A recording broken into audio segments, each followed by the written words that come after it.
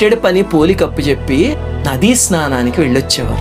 ఆమె నేను కూడా వస్తాను అంటే కుదరదు, నువ్వు ఇంట్లో పని చేయాల్సిందే అని చెప్పి ఆమె దీపం ఎక్కడ పెడుతుందో అని చెప్పి ఇంట్లో దానికి సంబంధించిన సామాగ్రి కూడా దాచేసేవారు దుర్మార్గులు. ఇంటికి వచ్చాక వీధిలో నిలబడి మేము ఈరోజు ఇంత దానం చేసాం, ఇంత పుణ్యం చేసాము అని ఊరి వాళ్ళందరి ముందు గొప్పగా చెప్పుకునేవారు. అత్తగారికి ఏమో తనకన్నా గొప్ప భక్తురాలు ఎవరూ లేరని అహంభావం.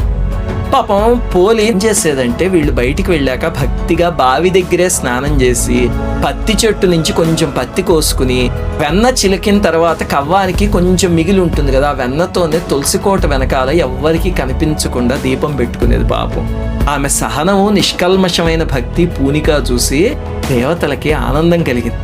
కార్తీక మాసం పూర్తయింది. ఊళ్ళో వాళ్ళందరూ చూస్తూ ఉండగా స్వర్గం నుంచి దివ్య విమానం వచ్చింది.